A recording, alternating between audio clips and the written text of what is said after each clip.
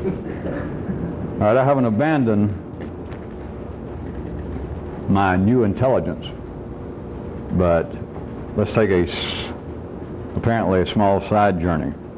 I want to bring in some things from the fairly recent past. Does anybody begin to enjoy, this is rhetorical of course, don't hold your hands or send me a card, how we can hit things and then abandon them apparently for months and months, and then we talk about something apparently completely different, and then suddenly apparently some of you, if I don't just rub your face in it, go, oh, it's simply the other side of the ice cream cone. Or I thought the ice cream cone was gone, but hey, that's the stuff that was left on the napkin, and it's the same stuff. Oh well, all right. Apparently things I've already talked about, but apparently I'm going to talk about them again. I would like to refer to one of them though, as I already did 48 hours ago. It is another one of the ones that I like to refer to and compliment life on the kind of trick it has played, but it has to do with a certain kind of very sweet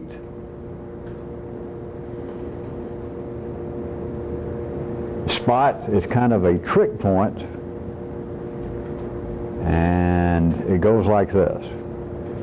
And it is so tricky, I guess I got to warn you, it is so tricky that even when I point out the trick, and I guess before it's over I'm going to point it out a whole bunch of ways tonight, but it's so tricky that you can hardly hear the trick talked about. And it's not going to be weird words. I can point right at it and talk about it just as plain as hell, and you can listen to it. And part of the trick itself is what I'm describing is you can listen to it and go, oh yeah, okay, and miss it. Miss it while believing, while operating at the reasonable city level of intelligence, absolutely miss it while going yes. Are you ready? It is the inability, ordinarily, to distinguish between thinking of action in a certain way and action itself. It is the inability to find any difference in a certain way between having a thought run through you and you actually having the thought. Now, well, I'm still talking about the same thing. I'm just trying to give you several starting places. It is the difference. It is the failure to see the difference between molecularly the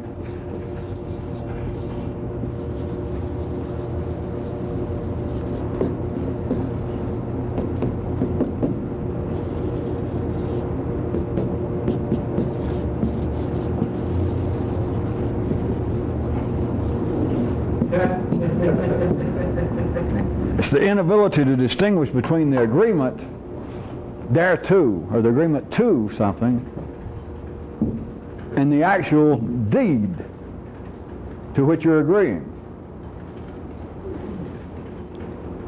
It happens continually throughout people's life. I was going to say a prime example.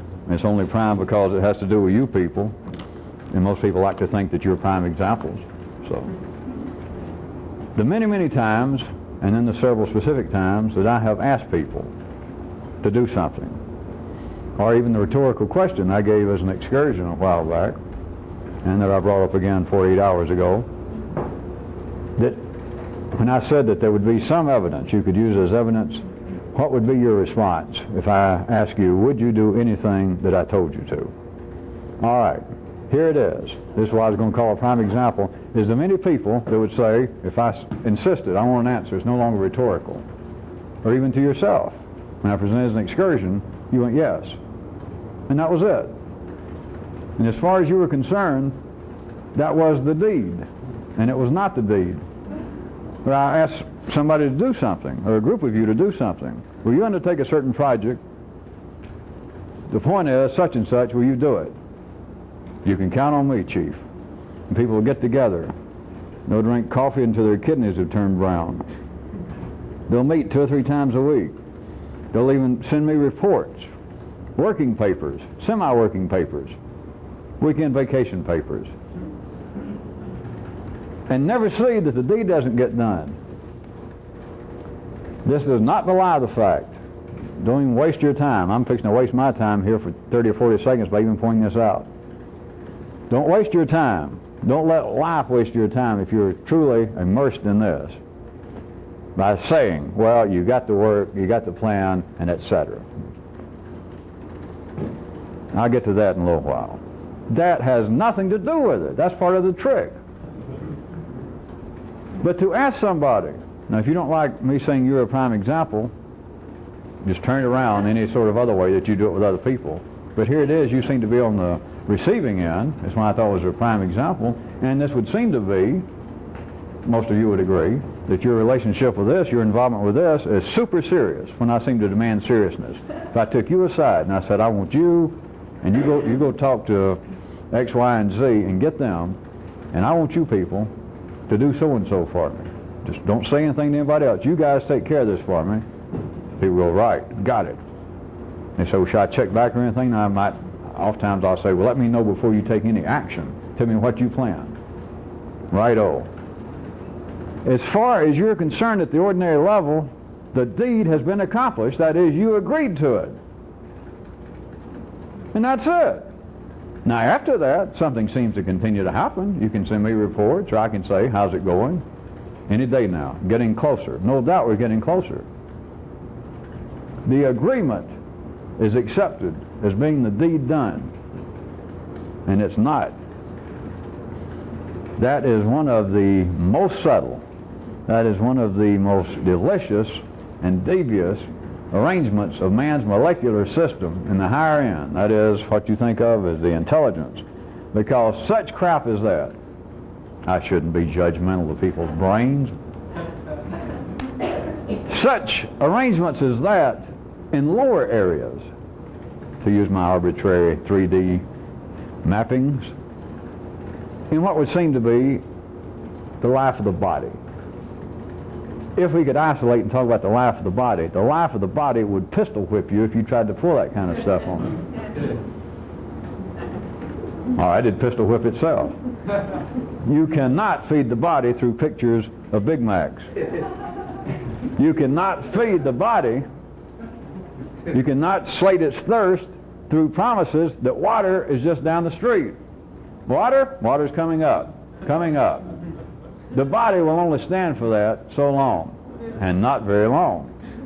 And of course, me saying it'll pistol whip you, it'll do worse. It'll die on you, and it'll take you with it. If we could speak that pristinely about what seems to be man's emotional life in that area of the nervous system, I could point out to you that there is likewise a situation that is very similar to that. Except it is sort of that as yet still unstable area vis-a-vis the body that man's emotions seem to be liable to be pliable to a greater degree that man can tolerate. But yet they will raise hell. That is, that I have done good for you, I have protected you, and I've been here on time, and I have brought you flowers, and I loved you. And look what you've done to me. I believe I'll kill you, Mama. That sort of thing. Or I think I'll go get drunk and hurt myself. The thing is, even if we're talking about what seems to be human emotions, they, to a relative degree, will not operate on that basis. They will not fall for that charade. It is only up here. And what would seem to be, from certain views, would seem to be the superior. But the nervous system is molecularly arranged that this, blindly, and almost being incapable of seeing otherwise, will take agreement thereto to something. Take the agreement to it as being the deed done. It's been accomplished. Everything else is sort of wrapping up. It's like closing up the stands, let everybody leave, and we'll clean up the field later, but the game's over. I agreed to do it. What else do you want? And of course, I am not just talking about between you and I. You do it with yourself. You do it with life. Everybody does it. Presidents do it. Whole governments do it. And they never see it. It's not necessary for them to see it. And as I said, I'll get into some of that. It's not a mistake by any means. But to pursue this, you have got to see that there is a subtle, if there was actual evil and little gremlins and underworlds, you'd be getting close to it, because here would be those kind of devilish influences. It is so devilishly clever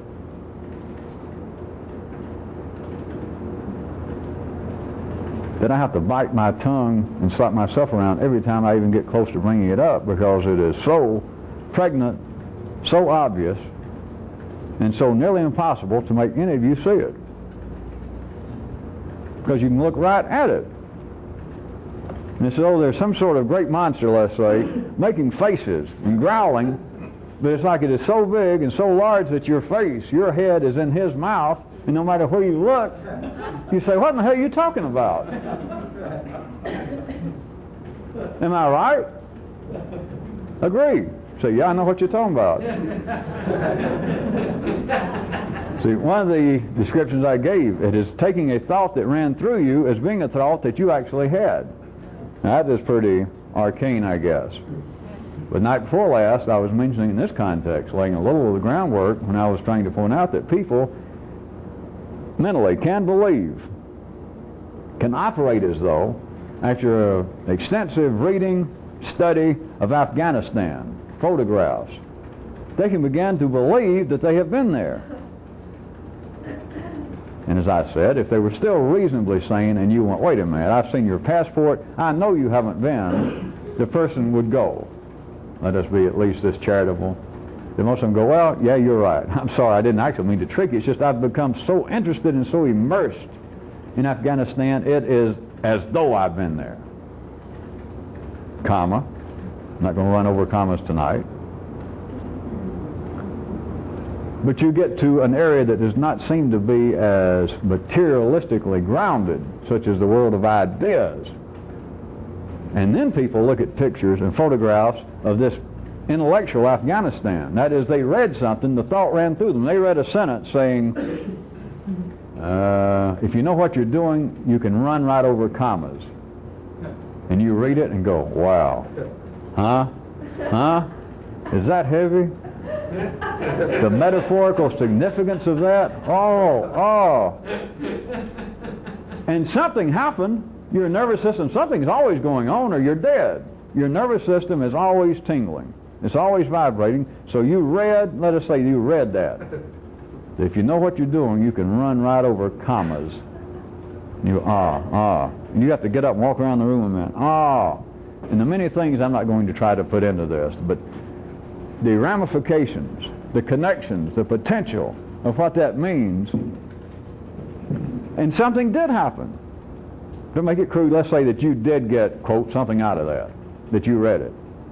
But you did not have that thought. You do not know whatever the person that wrote that meant. You'll never know, forget good, bad, less, more, sideways, but you will never know exactly what that person was thinking that did that, or what life was thinking through that person that wrote that down, any more than looking at photographs of Afghanistan, although you may become an expert verbally and fool everybody in the world. Pass yourself off lecture on travel through Afghanistan having never been there. You may be that good. You might take this idea that you read of, if you know what you're doing, you can run right over commas and form some sort of philosophical system, some religion on that. But you, forget the quality of the comparison, the energy that was flowing through the person that wrote that cannot be fully converted into you, is what I meant by saying just because a thought ran through you does not mean that you had the thought.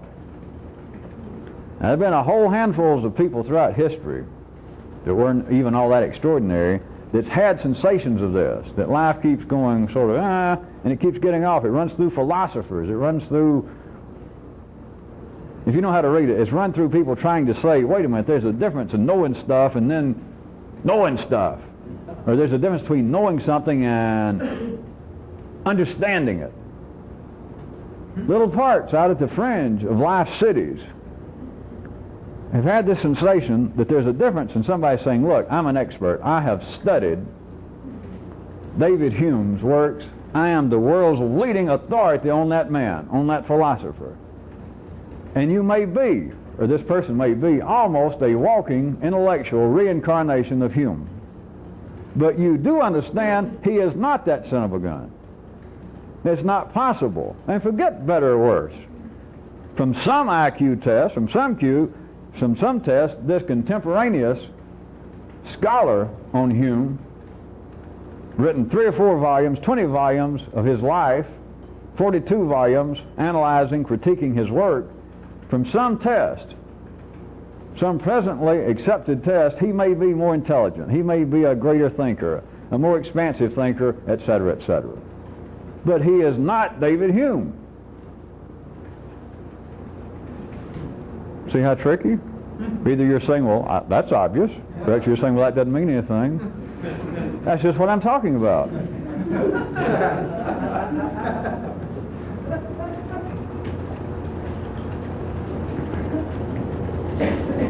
There is no, how about a few more ways? These begin to sound like Kyroots, but hell, he steals from me all of his life.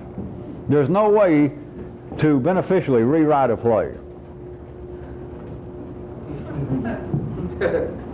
If you had some idea and the first time around it wasn't quite right, it was just some little something was off, forget it. If you believe that a piece of music has failed, at least in the immediate future, for the present, don't try to rewrite it. Does anybody think I've changed the subject? David Hume will never live again. Descartes will never live again. A Buddha will never live again. For neither good nor bad. Because what the Hume, the Descartes, the Buddha is now is a molecular, intellectual memory. Well, there's other parts to it, but that's not even in my bailiwick tonight.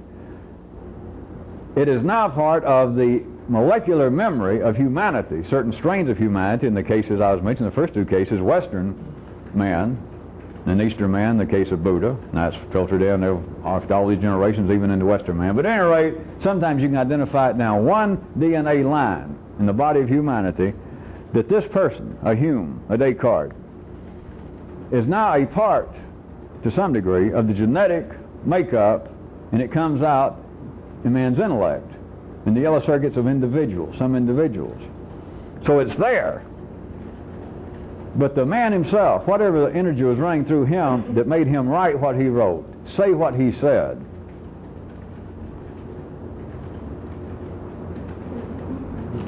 for you to then read it, and no matter what it seems to do to you, it is not the same thing that it did to him. I have not changed the subject. I'm talking about the same thing. In the city, with ordinary people, they're interested in such affairs as this. Philosophers, just run-of-the-mill, suburban would-be thinkers, readers. They believe otherwise, that you can read something. It's not the fault of reading, it's not the fault of printing, it's not the fault of education. But there is wired in simultaneously in life's body the belief that some sort of information, especially good information, true information, the truth, maybe with a capital T, in some way can pass from hand to hand, generation to generation. And it cannot. Of course, now you got to right quick forget about the truth as being some kind of immortal, imperishable, undamageable piece of goods passed around. You just got to look at it this way. What I'm trying to get you to look at is what I started saying, that just because you had a thought, because you heard of a thought somebody else had, because you read that thought, and it seems to make sense to you, may even seem to make you go, wow! That's not the same thing as having the thought. And there are people around, just very minor in life's body, that they keep pondering over this, that there is some peculiar phenomenon going on that we cannot put our finger on. And then they go, oh well, never mind. And that's about it.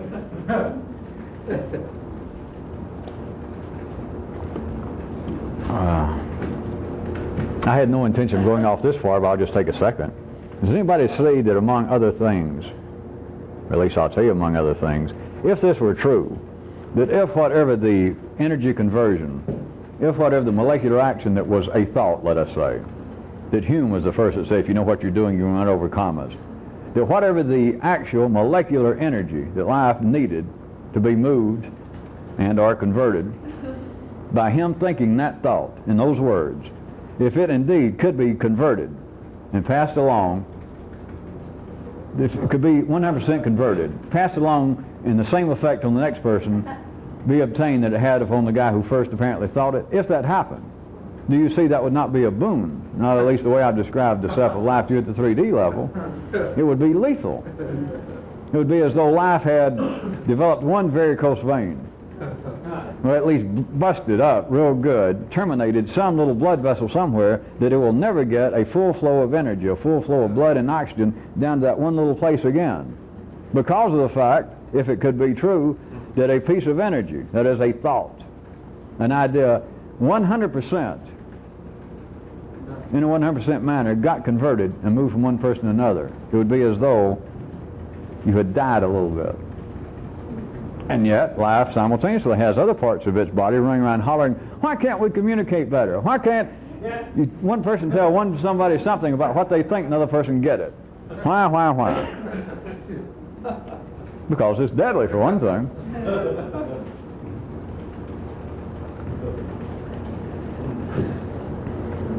Let me bring in another something. Remember the good old first story dynamic. I pointed out to you in several ways, and let Kyroots comment, that life has a first story for everything. And now, of course, people do. You remember all the little examples from children to you, to whole nations, to history, to whatever you ask. If indeed life needs that kind of asking, that kind of challenge going on right then, in other words, if it needs that kind of energy being transferred that you can turn around to somebody, turn around to history, and say, how dare, how could you Prussian people do that? How could you Romans do that? Or you turn to your wife, how could you do that? If life needs energy to keep flowing, that it's not just a passing shot in the dark of saying, pardon me, stranger, do you know what time it is? It's 5 o'clock, thanks. If it's any more than that, that is the challenge, the question. If it's any more than that, then we have the great, normally unclassified phenomenon of the first story. That you say, why'd you do that? And you and everybody else goes, oh, okay. Can anybody see that there is a connection between what I'm discussing and the first story dynamic?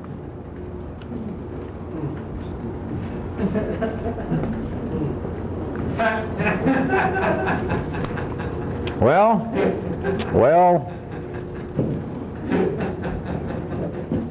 can anybody see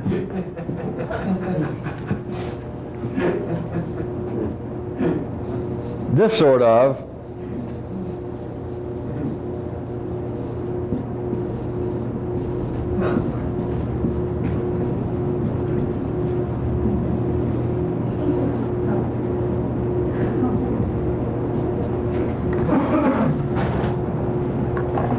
not just any first story, but a prime first story, agreement.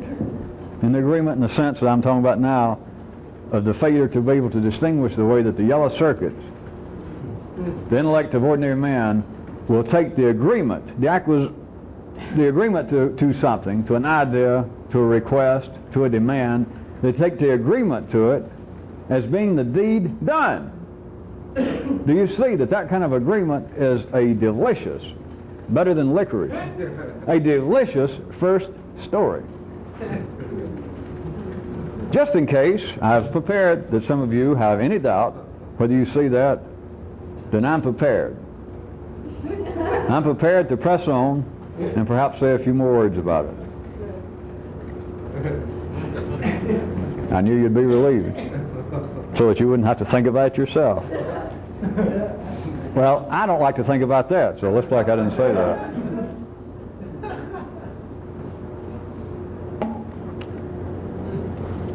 Let me tell you what makes a really, really good first story. Whether it be a kid explaining why the room's not cleaned up, or why it's you shaking your fist at your husband or wife, or at history, or at life. Let me tell you what makes a really, really, really good first story. It's this, that the story seems as though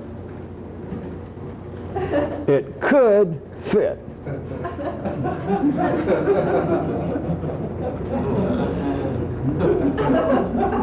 That it could be correct, even in the context of it just being a suitable part of some greater, perhaps as yet darkly seen, more complex entity. But what makes a really, really, really, really good first story is it strikes the hearers, the observers, the participants, as it being possible that that is correct.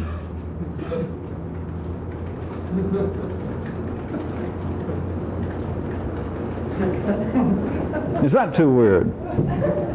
How about this? What if we bring it down to a nice, interesting level?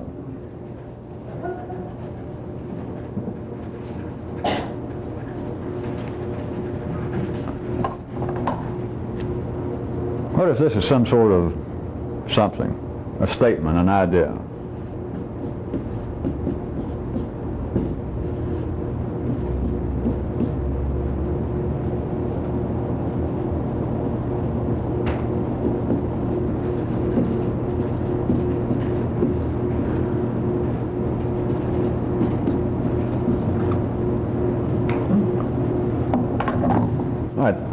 Does that show up? Yes. You see it? 2 plus 2 equals 4, and 4 times 9 is 36, and 36 divided by 3 is 12. Of course, forget the numbers. I got to put in X, Y, Z, and L, P, N. What if that is some statement, some request, some demand, and within the context of whatever seemed to be the purpose, that is the full statement. The end of the statement, the conclusion is, the period is 12. But along the way,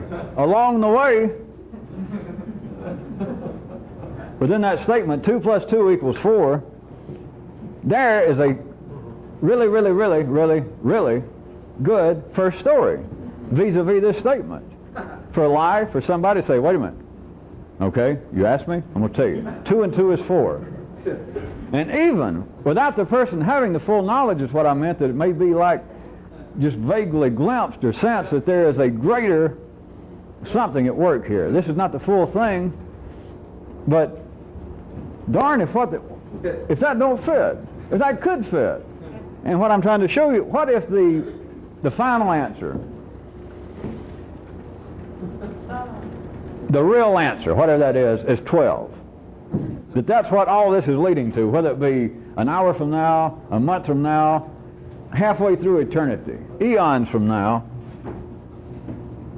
But what if that is what that sentence was going for, what that idea was going for, what that conversion of energy in life's body going from one place to another, one human to another, one group of humans to another, one group of humans to one single person, whatever it is, this moves along, and where this seemed to have started, to isolate this one energy conversion, the final answer, the final solution, the final statement, the final meaningful operational conversion of energy in this context is going to be 12, which you can say has very little. What does 2 and 2 equals 4 when the final answer is 12?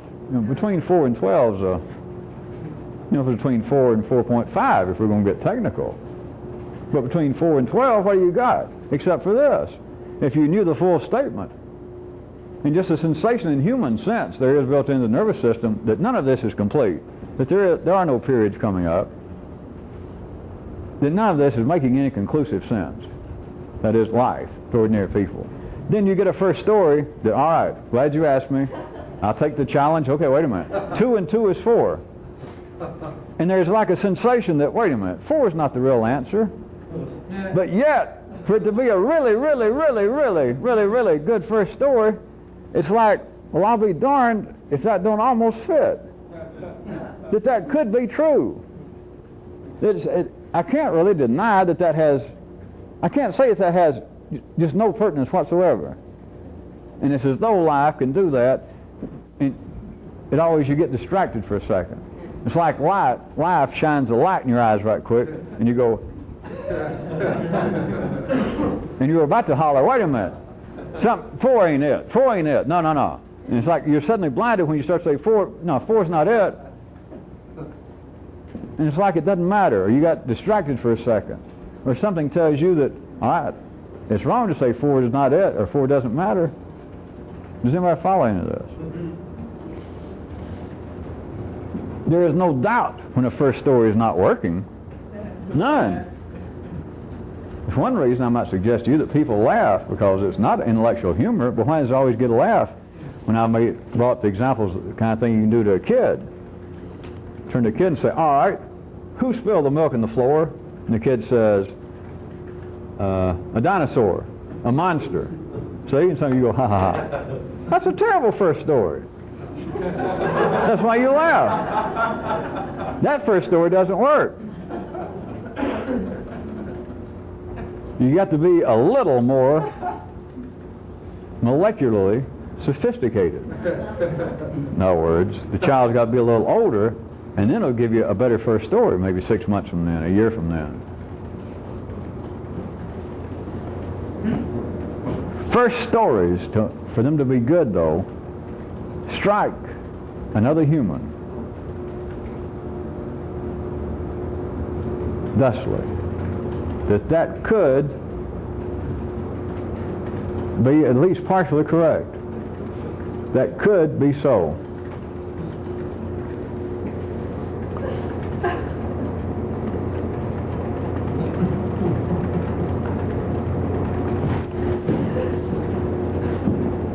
As long as I'm here,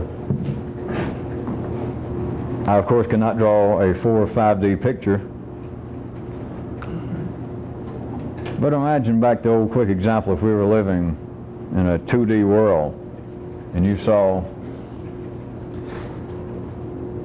first story you got was 2 + 2 = 4, and imagine that reality was like a play block, and then around the other side went the rest of it of 4 × 9, and then around on the back of it went 36/3, and the part you were looking at of 2 + 2 is 4.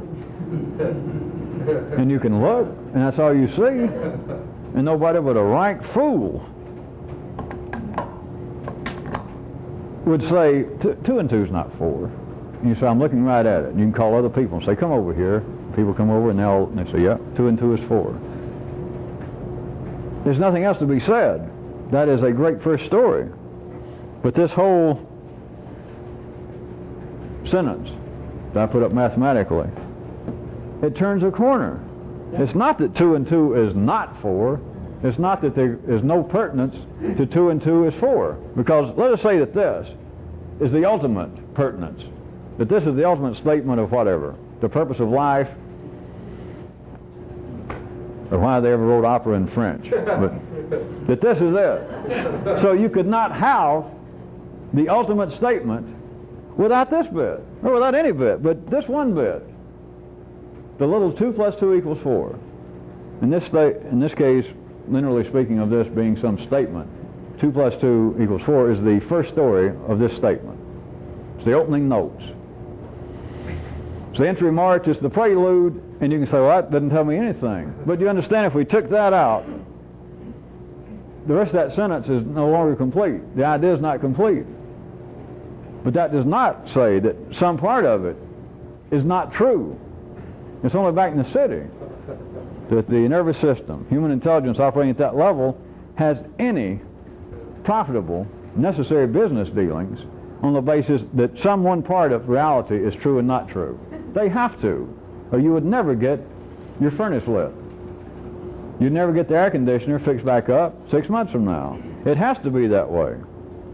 Ordinary people that come out, plumbers, priests, and other important people, relatives.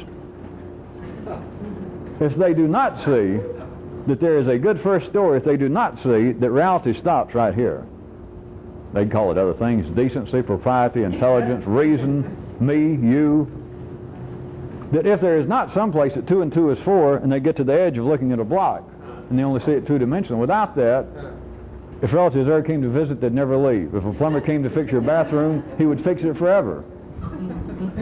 Or else never fix it. Same thing.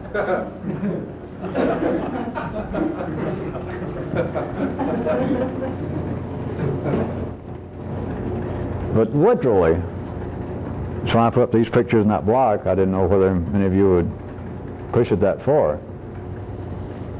But things can be operationally seen as being complete, seeming to fulfill some function, that there seems to be some adequate, even if you can't see this lack of 100% conversion, but there seems to be an adequate conversion of energy from one level to another, from one potential to another, from one thing to another. And that can apparently be operating at the 3D level when it's actually joined to a more complex, to a higher matrix, to a higher, more complex reality. And that complexity, that reality around the corner, does not belie, does not defeat the validity of the part you do see. But if you take the part you do see as being it, and it's subsequent, at least to, if you belong here, it's subsequent disquietedness, that is, you take that 2 and 2 is 4 because everybody says it is, you know, whatever it is, that God is love, love is God, up is up. If you take that as being the statement of reality which you're surrounded, everybody else does, yes, and it gets through and you're hungry again. Everybody's hungry again. Nobody's satisfied except everybody says they're satisfied. Oh, sometimes they won't say they're satisfied, but everybody says, all right, 2 and 2 is 4. Let's get that established. And it's announced all over the world, and they say, does anybody disagree? And if you open your hand, they put you in a jacket and take you away. Well, they got to, because 2 and 2 is 4. And so they check that, and they say, that's it. Everybody sees that, don't you? Those of you who are left, you were all sane, reasonable people. Now, and the whole world goes, yeah, I see that. And the guy, whoever's the guy is, says, all right, class over for the day. The guy who ran the class and everybody else goes off mumbling. Like, well, yeah, 2 and 2 is 4, but, you know, shit, I don't feel any better for it. I don't understand anymore. So it's not simply that you are argumentative or even superior to the fact that 2 and 2 is 4, because on one side of the block, 2 and 2 is 4. That's it. Only an idiot. I'm talking about a real rank-running, you'll never get a letter, idiot, for that kind of track work, would say that 2 and 2 is not 4.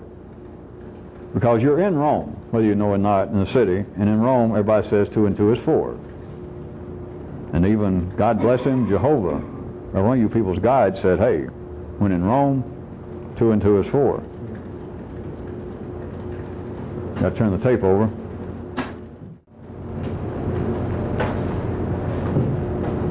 Well, you should be able to simply see that there is no profit, there is no reality, there is no nothing for anybody denying that 2 and 2 is 4. Still using that, of course, as a paradigm. There is nothing to be gained from that. There would be everything to lose from denying that, if in whatever city you're in that 2 and 2 is 4. But then you've got to realize how, in a rather impassionate way, you've got to realize that that does not satisfy you, it's never satisfied you, and etc. And plus you've got to be the sort that's not satisfied by some story about, all right, I know you say you're not satisfied. Sometimes I'm not satisfied hearing that 2 and 2 is 4, but we'll all understand it by and by. We'll understand after we die, or else men can't understand it. We're just cursed being able to ask questions, but you can't get the answers. And then you find out, well, that's nothing new, because everybody in the city that's ever thought about it past the point of being disturbed that 2 and 2 is 4, or not feeling any better for it, even they thought that. So you're still in the boat with a bunch of idiots, peckerheads. Ordinary, fine, upstanding people. The middle class. You're in a rowboat, and the middle class from every corner of the world is in there with you, with their damn white socks and double knit clothes. I shouldn't say that. I used to love double knit. Fair is fair. Don't shoot strangers. Of no importance, you people on horseback.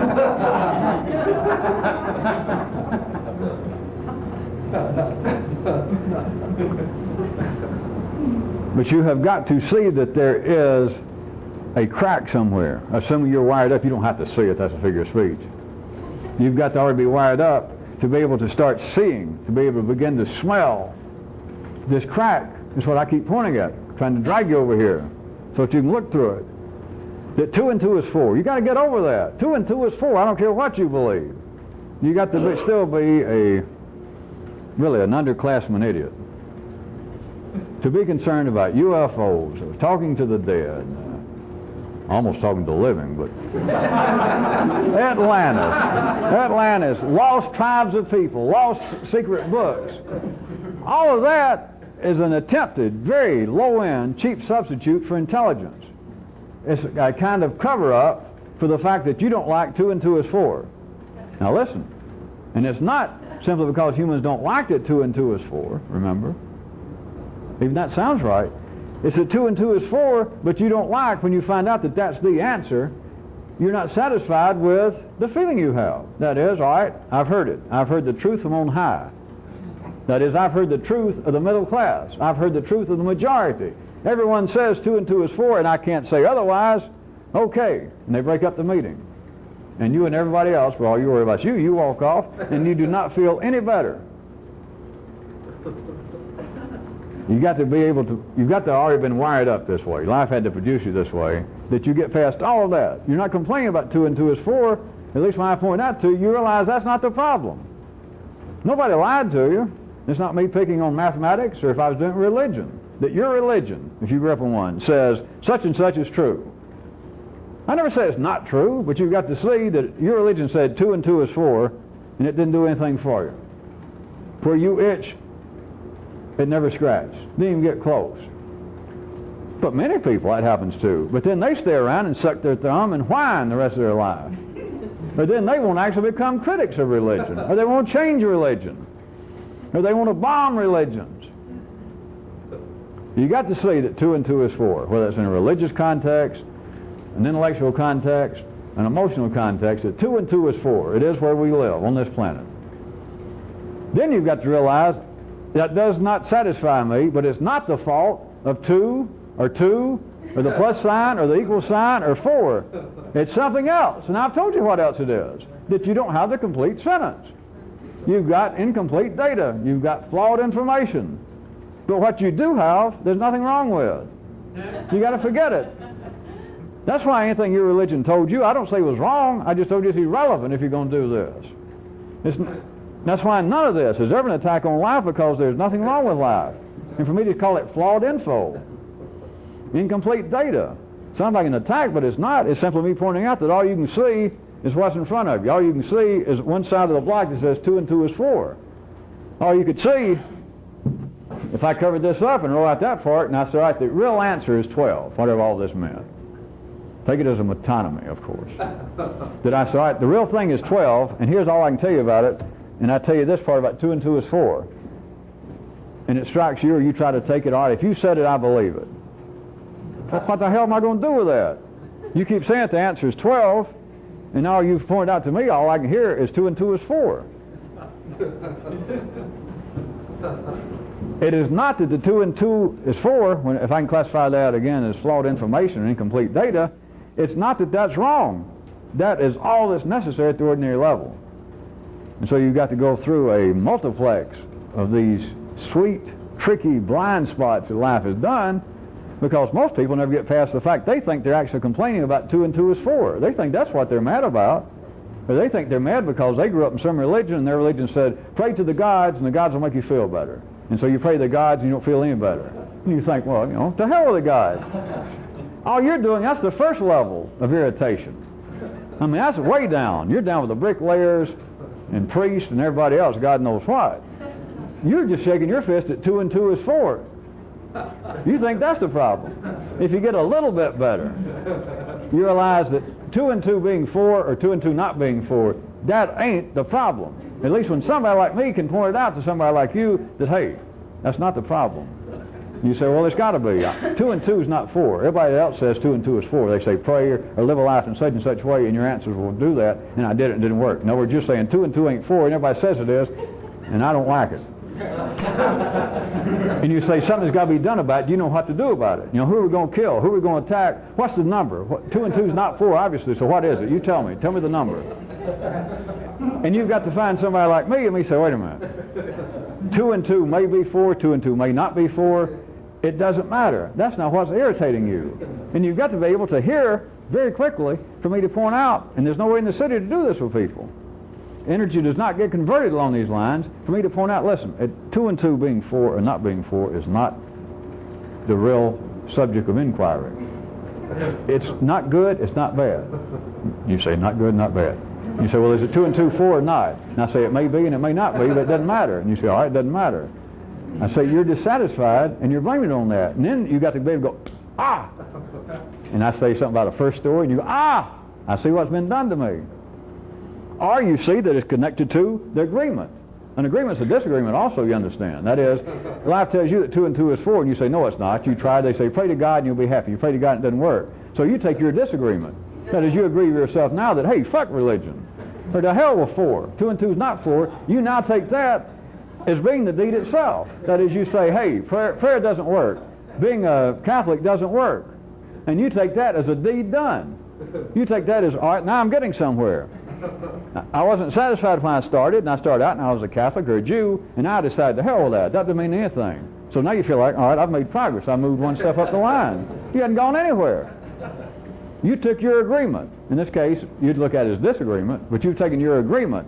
That is, that you tried praying, or you tried living as a Catholic or a Buddhist, and it didn't seem to work, and you turned to somebody else, or you found a book, somebody else's thought, something life had already done that says, hey, 2 and 2 does not equal being a Catholic. And you went, I knew it, and so you agree to it.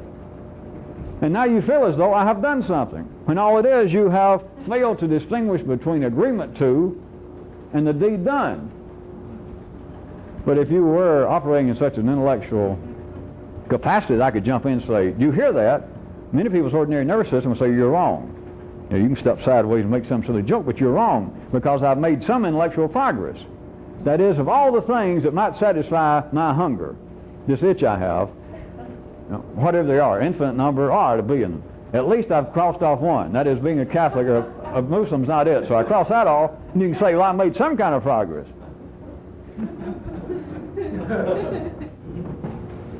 You have taken agreement to something as a deed done. You have taken a first story.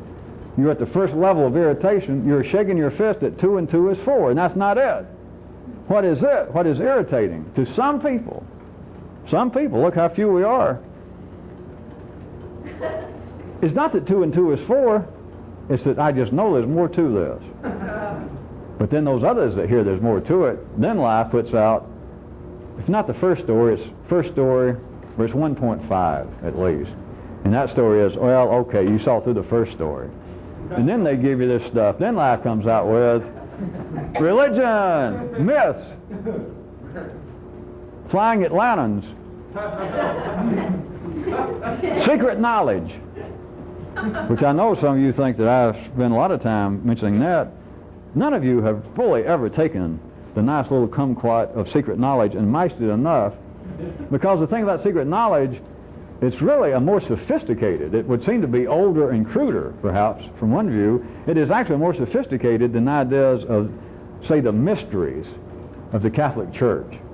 I assume they're still trying to sell that. That, you know, the Mass, or maybe what goes on behind screens, or what goes on in the hearts and minds of priests, or at least in Rome, that some kind of secrets are known. And that would seem to be more sophisticated. They're dressed up and all this. And then the idea of some old secret book somewhere in a dusty cave in Tibet. But that's actually more sophisticated. You got to listen fast. It's like you catching life in the first story of 2 and 2 is 4. And at least you're catching on that, wait a minute, that's not what's bugging me. Somebody pointed out that that's not the problem. And I heard that what's bugging me is I know there's more to this. That is, there's some more to this sentence. 2 and 2 equals 4 may be an acceptable, reasonable partial reflection of some greater statement. That's what's bugging me, am I right? And life goes, well, okay, you caught me.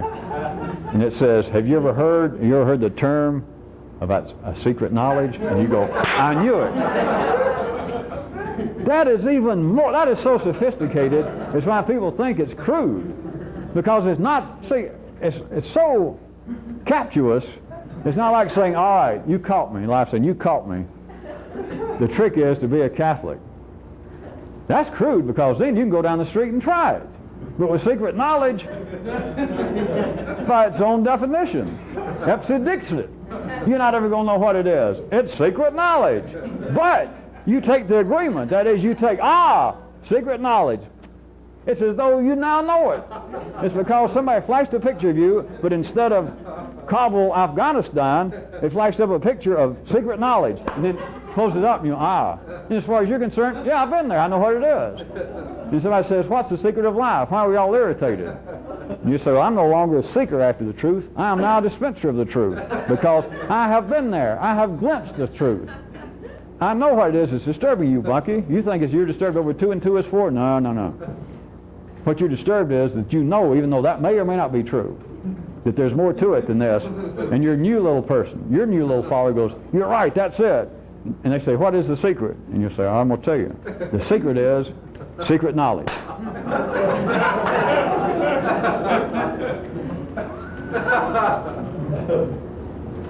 You realize we don't have to look into life for shills and dupes and examples. You got your own nervous system. I'm back to where I started. The subtle beauty of this is you take the agreement. You take the thought. Secret knowledge is what's missing. You go, Jesus, I should have known that myself. Thanks, life. And you walk off. You take the agreement. You take the thinking of the deed as being the deed done.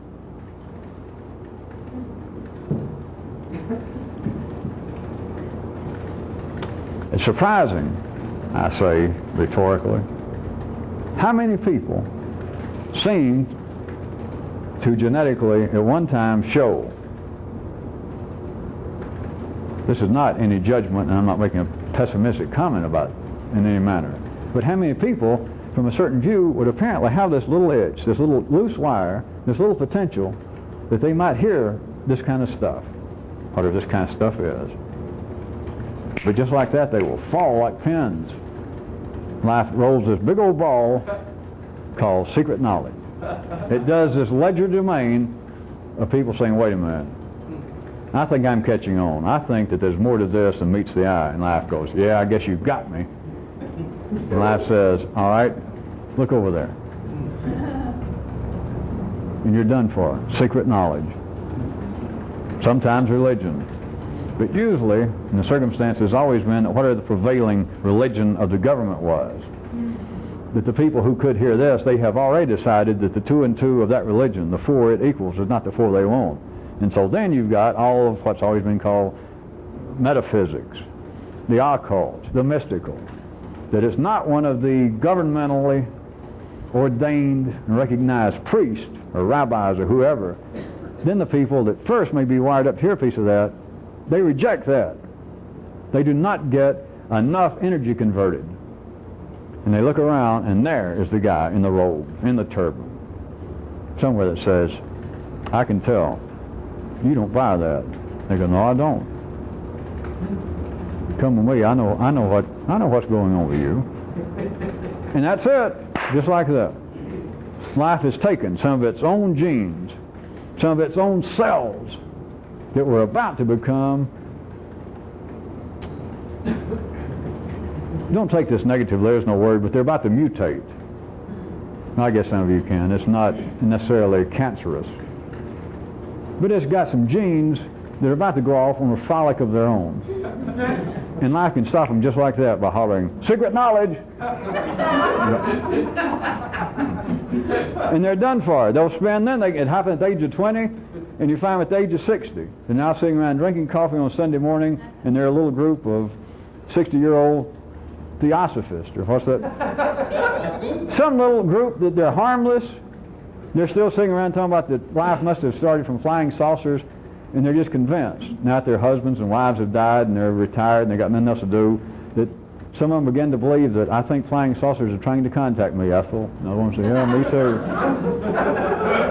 And they started out that apparently they had some little quirk, they had the potential to really mutate enough to hear something, but all life has to do is pull that flash on them, open this overcoat and holler, secret knowledge over there. And they take it as being, now I understand it. And nothing's happened except that. This sweet, delicious blind spot, this piece of just staggeringly beautiful trickery. Of course, you understand that's just a word because it's not trickery. It's simple life operating as a beautiful piece of well-oiled, five-dimensional at least, living Vivus Machina.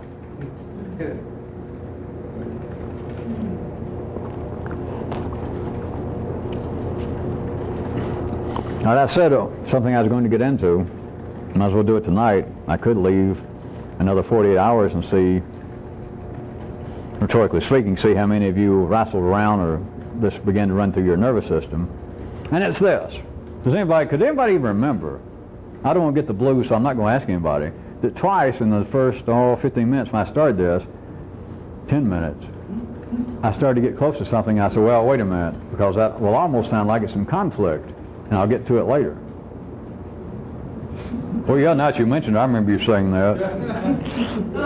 Okay. It's like attention, real alert, intellectual Kmart shoppers. There is a kind of super NutraSweet extension of this blind spot, of this trick point that is, and I'll get to it later. Well, yeah, now that you mentioned it, I remember you saying that. Okay. It's like attention, real alert, intellectual Kmart shoppers. There is a kind of super NutraSweet extension of this blind spot, of this trick point that is of people taking agreement to something as being the deed itself. And that is this. I always like these. It's getting deeper into the sweet spot. An extension of the deliciousness of this is that along the way of anything, some payoff occurs.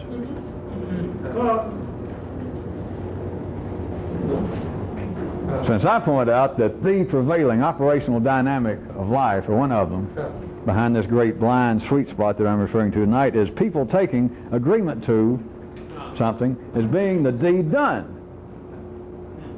And I, of course, been trying to point out, at least indirectly to you, to see that that does exist, and it's actually, at least in the 3D world, two different things. And people, including me, I never think about it. It's just as real. I'm not sure all of you can now. We've sort of calmed down here, and I seem to have shifted gears, and all of you pulled yourself together, and you're sitting upright. You're no longer laughing as you were 5 minutes ago or 25 minutes ago, and now you already see have forgotten this. Unless I keep pulling you back to it and make up some new example that you agree to do something, and as far as you're concerned, when it's not analyzed in a very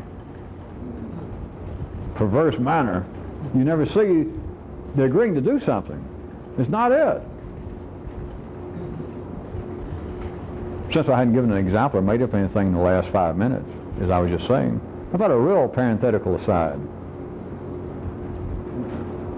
In fact, I mentioned this to a handful of you many, many years ago, and I recall I could even name several of you went, ha ha ha, and then several of you, just a handful, we were sitting around one night, and a handful of you looked like, well, what the hell did that mean? I said that I one time knew a guy,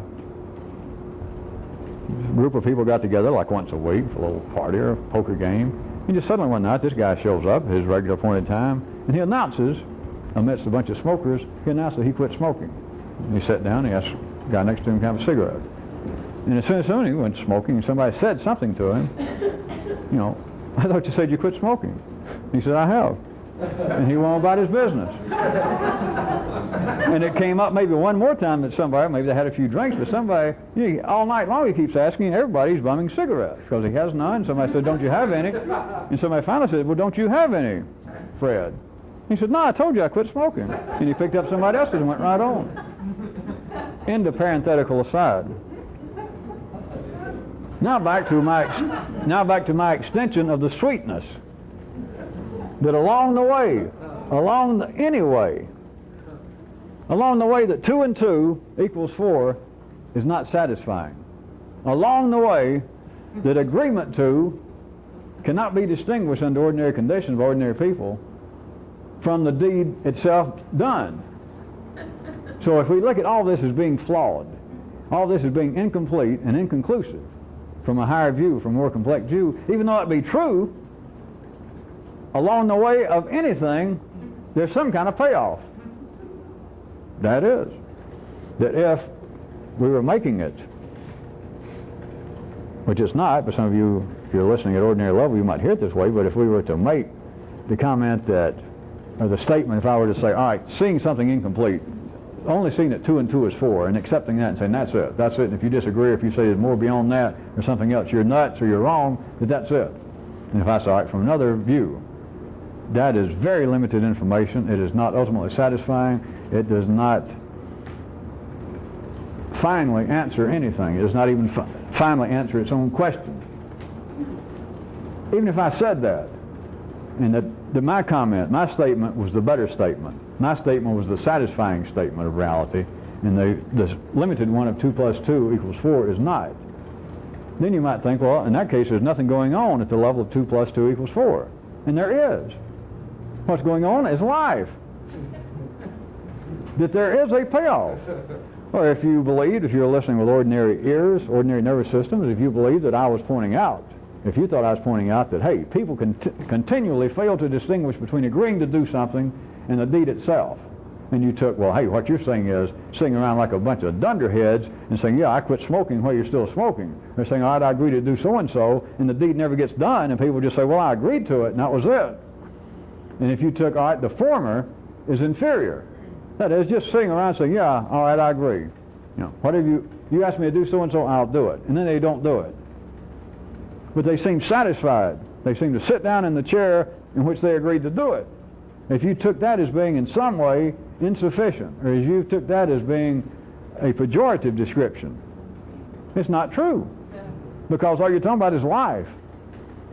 And a part of the trickery, a part of the additional subtle sweetness that I was trying to say is that indeed, if we did say the 2 and 2 equals 4, the limited intellectual awareness of people in the city, the ordinary workings of your own brain, even for me to say, all right, that's incomplete, you've got to see it's unsatisfying, you never get anywhere, you never get to a satisfying conclusion or to a period, and you went, yeah, you're right.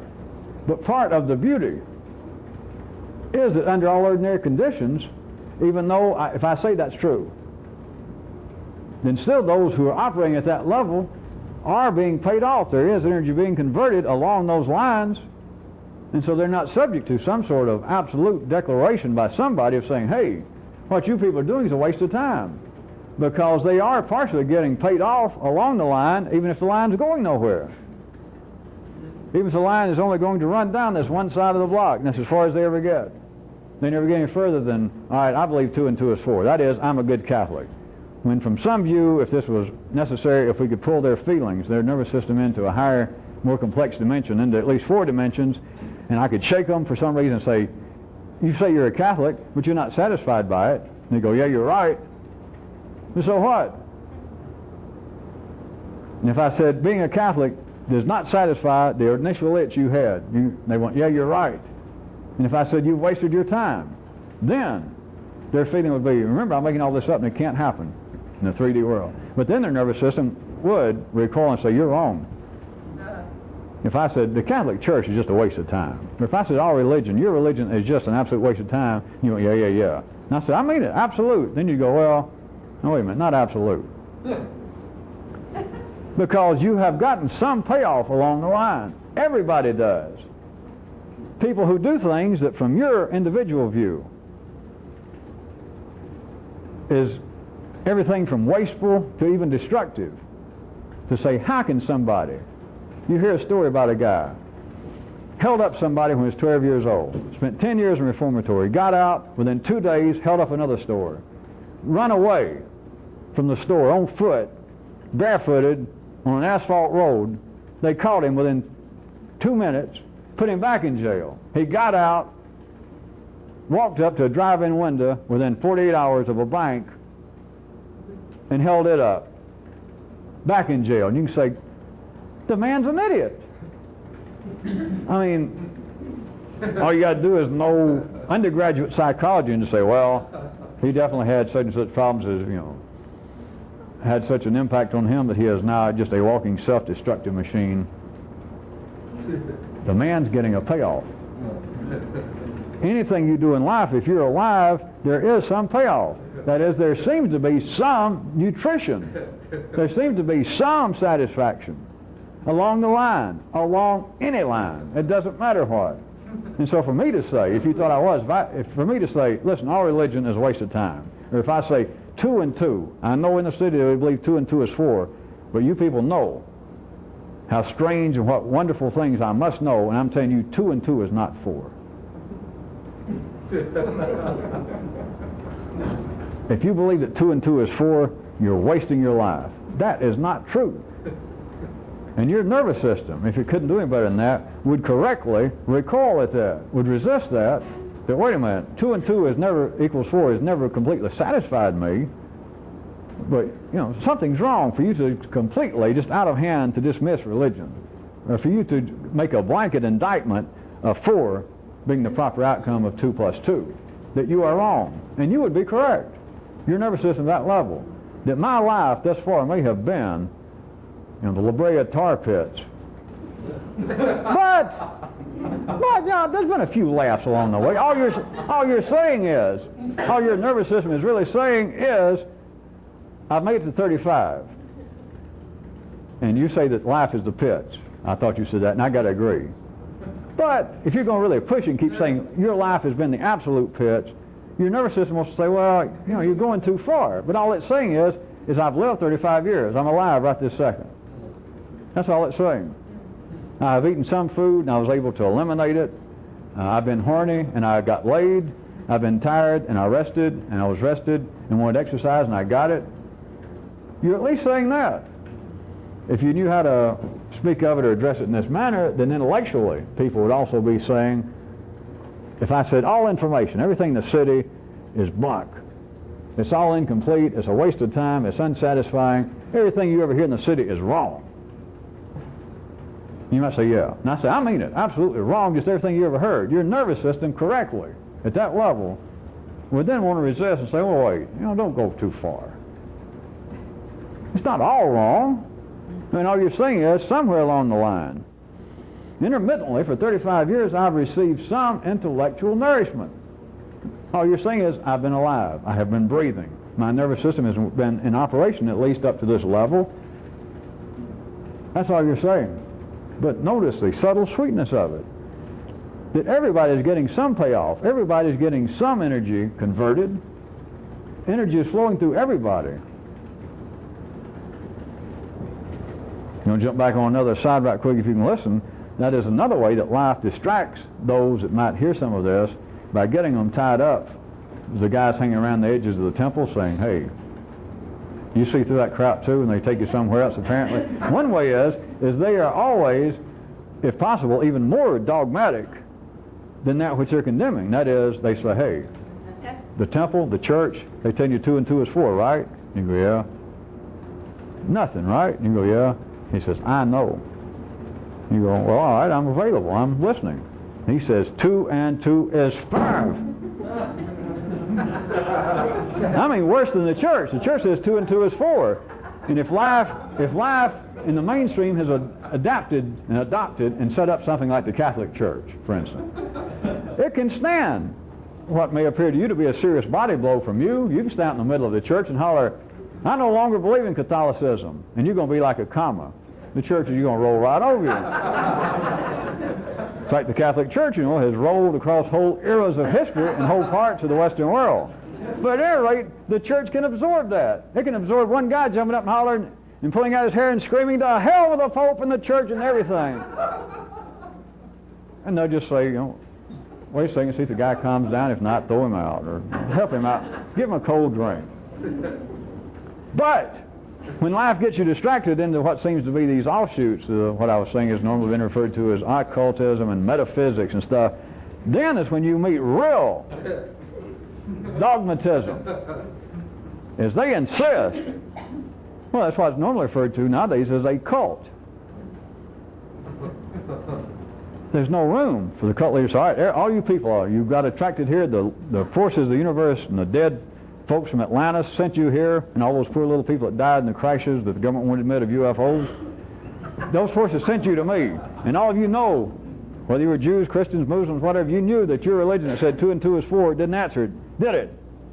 And everybody goes, yeah, no it didn't, no it didn't. You say, because 2 and 2 is 5, and I'm telling you it is.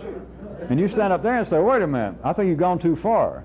You're not going to get a cold glass of water. You're not going to... That's what a cult is, in a sense.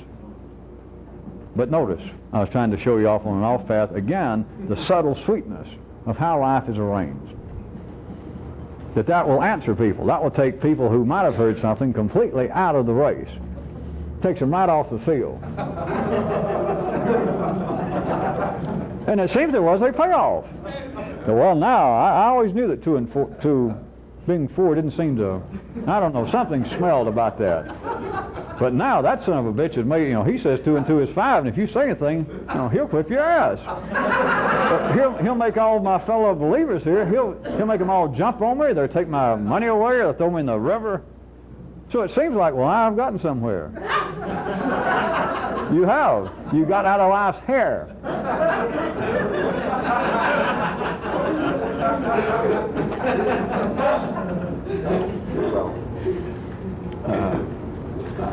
We'll end up this one little area here. Let me point out that although we're running out of time, and I could talk a long time about this, but you should see that another reason that, it's not the reason why, but of me pointing out that no matter how I have to use the language, and no matter how much sometimes this seems like an attack, of pointing out flaws, some form of criticism of life,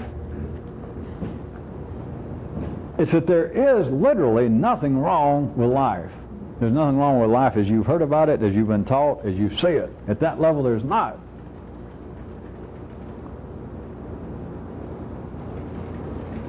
And it's paying off. It's kept you alive. You have been nourished, not simply through food and sex and water, but you have been nourished other ways. Your whole nervous system, and part of it has been up here. And if you are satisfied with that nourishment, if life makes you satisfied, you never end up fooling around with anything like this. But you've got to see that there's nothing wrong with everything that's gone before. It is not that whatever you heard from whatever source of 2 and 2 being 4, whatever language you heard it in, whatever religious context, whatever apparent cultural context, it was not wrong. And one reason that it is not open to criticism, you have got to see that it did, in part, nourish you this long. Of course, if it hadn't been that, even if you said, now I'm a non-practicing Jew, all right? If you hadn't grown up as a Jew and were now a non-practicing Jew, you'd have grown up as a Catholic and you'd now be a non-practicing Catholic. And so it's not just that one thing, but the totality of your life, including the things that you may now think that you agree to a denunciation thereof, those very things help sustain you. It was not just food and water. And so any idea that anything that happened to anybody previous to right this second, that any of that's open to criticism, is just foolish. It's like believing that you've got some theoretical, if not real, argument with wheat. That wheat is actually Satan incarnated. The evil of the world is caused by wheat, and had it not been for wheat or some carbohydrates, you'd be dead. So you can curse wheat all you want to, but you're an idiot.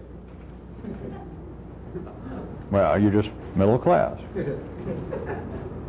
But when I was going to end this, even though all that's true, the part I didn't say, but I guess you can fill in, I'll go ahead and do it for you and we'll wrap up this paragraph, is even though there's a payoff along the line of anything that happens in life's body, whether it be long-term, short-term, what's going on, there is a payoff.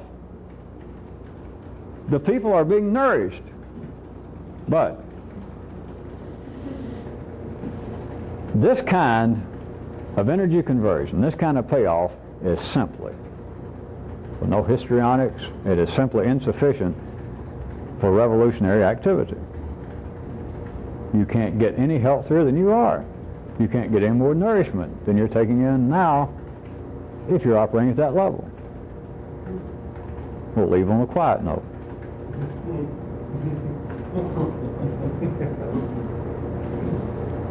There's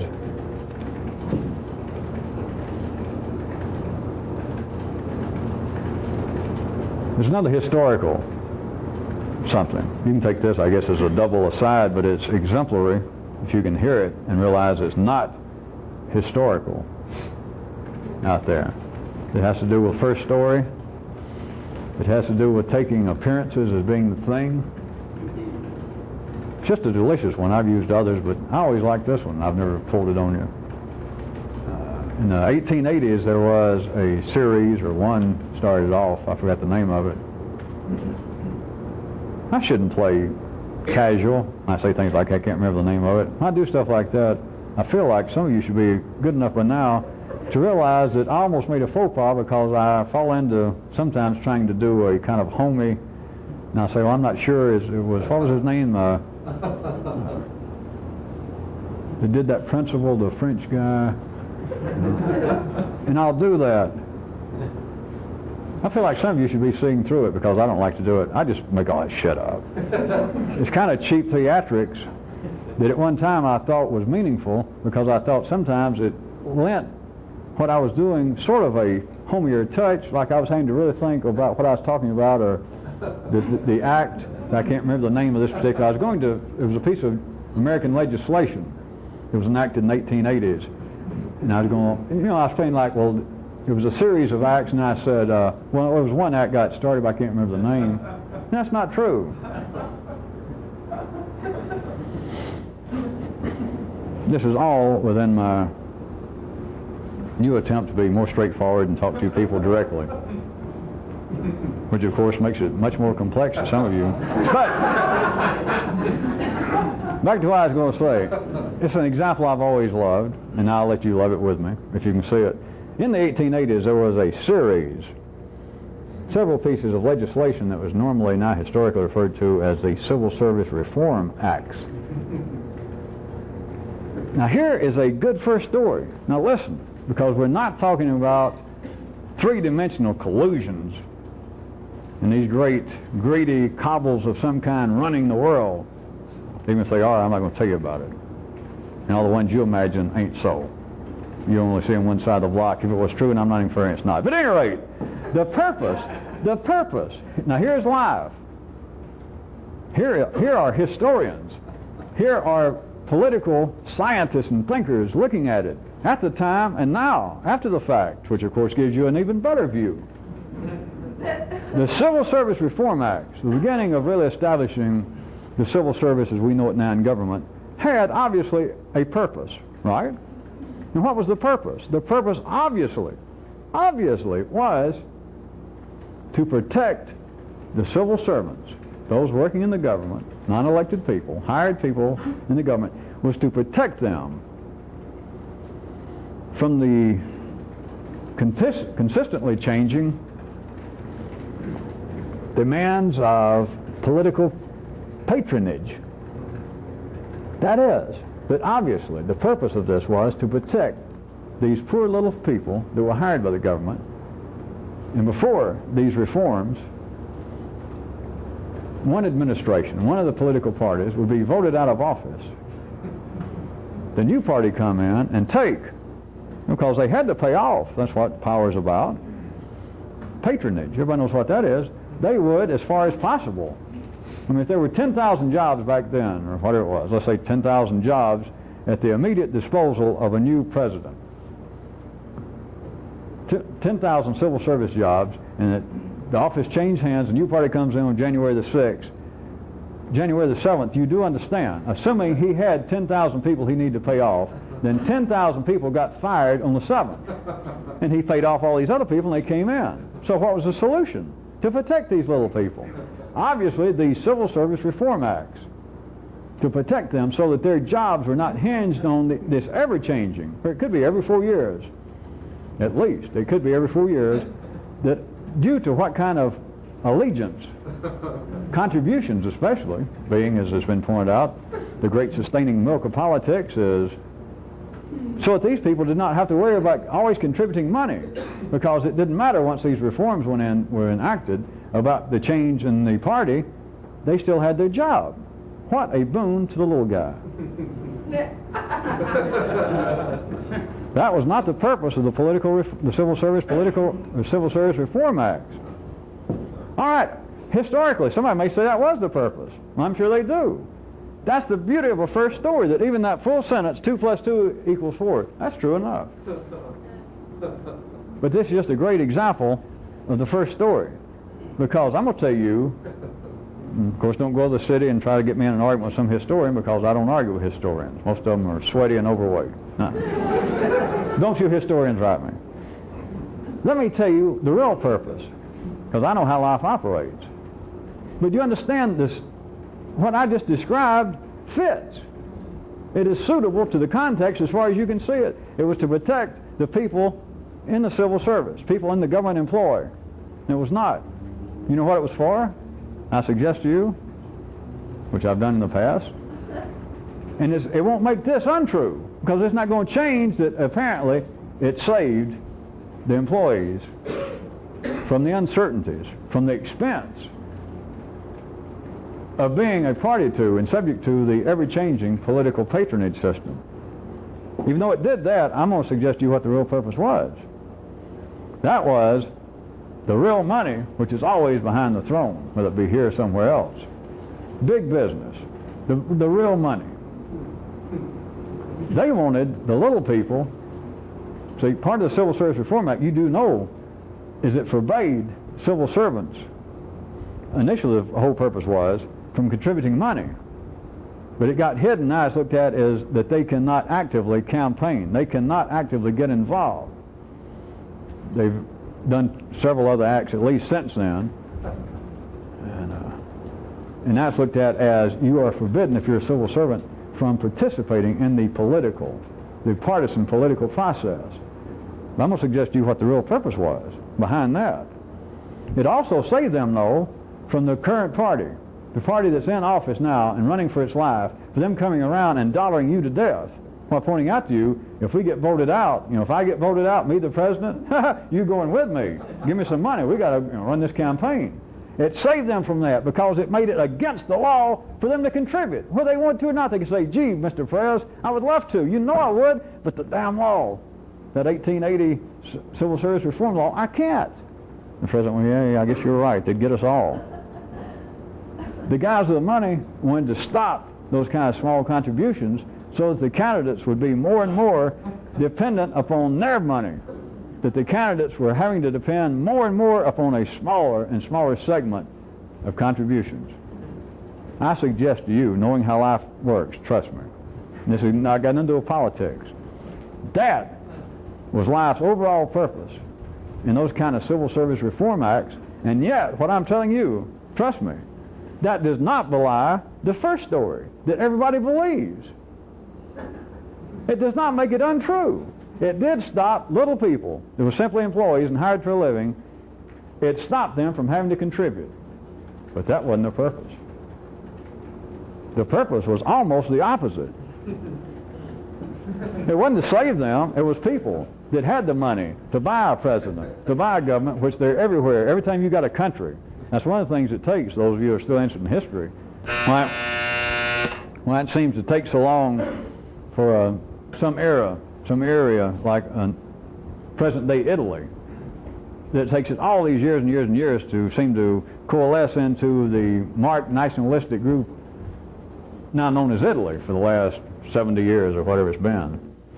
You can point out other things that there had to be certain kinds of drawing together of nationalistic feelings and enough people of a similar language to be drawn together. I know that sometimes explained that way, but I'd also suggest to you that it takes a concentration of money somewhere that has to look around for a new sphere of interest, that you had enough people then that were already running Austria-Hungarian Empire, what was left, already running Switzerland, already owning Greece, and this whole area is left there, and on about circa 1900, 1905, was this whole area is kind of blank.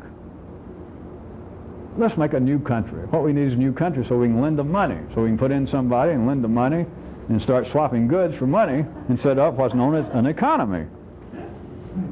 So you got to set up a country. And to set up a country, and then if it's going to apparently be some sort of people run, like with elections, it takes money to do it. It is simply, it's a variation of using force. As long as you are the only place, or almost the only place, that apparently it's a democracy, a free place to vote, that the people can vote anybody they want to, which I have pointed out to you. This is not political. It's political as part of what the beauty of the first story. That's not the end of it. That's not the one we bring it up. Is they can either, physically take control of something like a tyranny, or they can let it appear to be, life can let it appear to be, some free election, and you can vote for whoever you want to. You're in charge. Except you end up, and you always got a choice of two guys. They may start off with 20 guys, but you end up with two guys. And whoever's paying for all this, they're the ones that pick out the two guys. And if you don't like me saying they pick it out, it doesn't matter. The money can sit there and say, all right, 15 guys say they won't run. And they say, all right, you guys run until you get it down to 2, which that's the way elections work, majority. Mathematics takes care of it. 15 turn into 2. It ends up with the 2 guys. And they say, well, we got to travel around. We got to print some stuff. I got to make a speech. I got to have some new clothes. He said, okay, here's your money. And the other guy said, well, I need some too. We said, well, no problem. Here's you some. And they don't care who wins. Because they're the ones who paid for it all. It doesn't matter who goes in. But do you see? The beauty of this example of the so-called Civil Service Reform Act, it was like them saying, listen, this is unfair. Of course, they don't say this themselves. They have somebody else say it. This is unfair that all the little people, they got enough trouble having to work for a living, and then they got to take off from work and go vote. We should not burden them. They shouldn't have to put up with supporting candidates. If they're going to run the throne, if they're going to help support the kingdom and the government, put them on salary, and don't let them be victim to the winds of change, the uncertainties of political fortunes. Now, of course, the unsaid statement is, we'll take care of that. But don't even let them contribute. Don't ever ask them for money and make it, here's what we'll do, we'll make it illegal for them to have to contribute if they want to. It just cuts down on any possibility that some candidate slips through this whole process and his opponent says, well, I need some money for clothes and some campaign literature, and they say, yeah, here it is. And they wait for the other guy, and he says, oh, no thanks, I don't need any. I've got 2,000 or 3,000 people are giving me $5 out there. They like me, and that's all right. And they looked around and they thought, well, fuck this shit. What people? And he said, well, it's 5,000, miners and carpenters and just nobodies. And they go, no. But you notice the beauty of it. Forget collusions and all that stuff. Notice the beauty. There is a living example that you look at one way, and the story is true. That is, it was done to protect little people, people with limited incomes, to protect them from having to contribute money to try and save their damn limey job. And it does do that they no longer have to contribute. So it did that. There's the first story. That's 2 and 2 is 4. You can walk away from it. Well, that's good. It shows the democratic process works. It shows there's a chance for the little guy. Of course, that's like saying there's a chance for any guy. It's true. 2 and 2 is 4, and you can walk away. Of course, still, even out there politically, there are some people around, the world's been full of them, that think, that's real good that they keep passing legislation up there, our representatives, passing legislation to help us. And then they think, well, how come I'm no better off, though? I mean, they passed that act, and used to, I was having to, every election year, every 4 years at least, I was having to pay out X amount of my income to the potential candidates, or at least to my party, in hopes I'd save my little limey-ass job. And they passed that law so I didn't have to do it. But where's my extra money that I was saving? In other words, it's back to, all right, 2 and 2 is 4, and everybody agrees. And yet everybody wanders off going, yeah, but I don't feel much better for it. But yet, the fact that the Civil Service Reform Act seemed to have saved the little guy, the government employees, from having to contribute. It did do that. So you can put a period there. But notice, the sentence goes on. There's other information going around the block. That was not, I'm suggesting to you, the primary purpose, the primary thrust of where life was going. Because life needs this kind of CC class, this kind of powerful, rich continuity class. And it was actually to help make their job easier, to help protect their position, to narrow it down to this handful of people. That anybody wants to run for office, you go to them. Of course, now they've had even reform acts, campaign acts here, to use our country for an example, to where now, of course, little people and civil servants still, as far as I know, are still prohibited along certain lines, but still people got now, they campaign, they solicit. Guys will say constantly, run for office, say, I refuse to take money from big business or from PACs. I will not take money from organized unions. I only want the money of the little people. Of course, they actually do that. You do know you never hear of them. Nobody ever gets elected on that basis. But there is, again, that illusion that this is possible. But as far as who ends up winning, the two major candidates, the two final candidates, there's only a handful of so-called apparent humans. And only a small percentage out of the world's population, they are supporting financially all of this. And so it doesn't matter who goes in. And so the idea, the first story was true, that such civil service reform acts did protect, did stop government employees from having to contribute money. But it was so that the candidates, the would-be power seekers, would have to almost exclusively look for the real financing toward the people who propose the legislation. This is not the beauty of Morgans and Rockefellers or rich people. It's the beauty of life. They can do one thing. It can point at one place and say, look, and you look, and it picks your pocket. And then later it hollers to somebody else, look, and they look, and you look, and it picks its pocket, but then it puts it back in your pocket.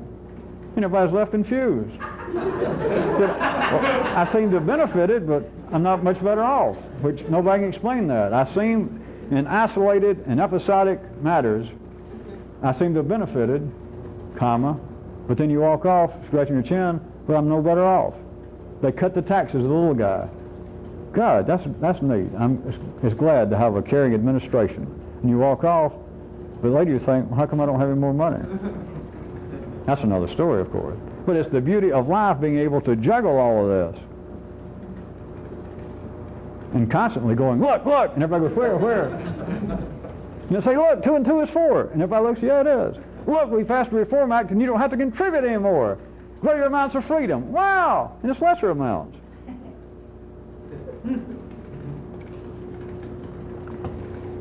We got no audio tape still running? We're rolling. Oh, okay. Well, I guess I'll stop. Well, no. Let me do one more. Be a good place to end. Save me from any possibility of commenting on this.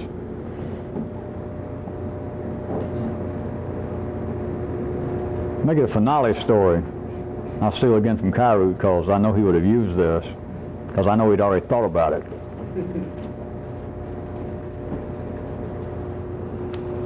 The Dr. Love story. There's this guy called Dr. Love, and a fellow goes to him. He tells the doctor that his problem is thusly, or is thus. He said that he has never felt the deep kind of love for anybody. Started back with his family, his parents, his siblings, and then all the way up until today, romantic love. That he has never felt love as deeply as all other humans say they do. What's the problem, doctor? What can I do? And Dr. Love says, motion saying, I got you covered. Dr. Love says, he said, the truth is, nobody's ever felt it. Remember, he said, I have never felt love as deeply as my fellow man says that they feel it. And Dr. Love says, yeah, but they don't either. That takes care of the first part. Now, for the prescription, Dr. Love says, here is what you must do.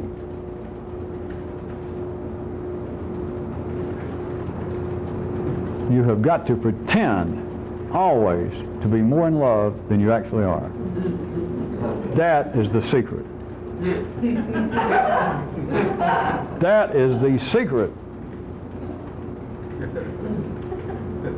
That is the real secret. Because nobody has ever been as deeply in love as humans say they are. But there's one way to treat this situation, assuming that you find it in need of treatment, which all of you have at one time or another. Half of you MFs have even asked me about it, and I'm telling you now. All right, Dr. Love is telling you. Nobody, no poet, nobody, your mother, your father, your first or second or fourth wife or husband, all of those who talk about deep love and write about it, and you feel as though I have in some way missed it because I have never felt love that deeply, nobody ever has. The way you do it is you pretend. Serious, consistent, non-stop, unconditional, unwavering. If you're going to succeed, you pretend to be more in love than you are. That's the only people that can make this vehicle fly. You got to, when I say pretend now, and unconditional, no sarcasm. You can't be dealing with your own nervous system talking otherwise. It's pretend. You know that. The nervous system knows that. Nobody else can know that. And you've got to pretend through behavior, through words. You've got to pretend always to be more in love with whoever it is. Your mother, your father, your brother, your sister, your current girlfriend or boyfriend, even life. You have got to always pretend to be more in love than you are.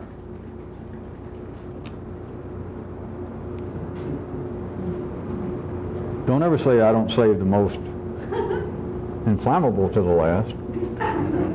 If I said the best to the last, you just have my word for it, wouldn't you? And then you might agree with it.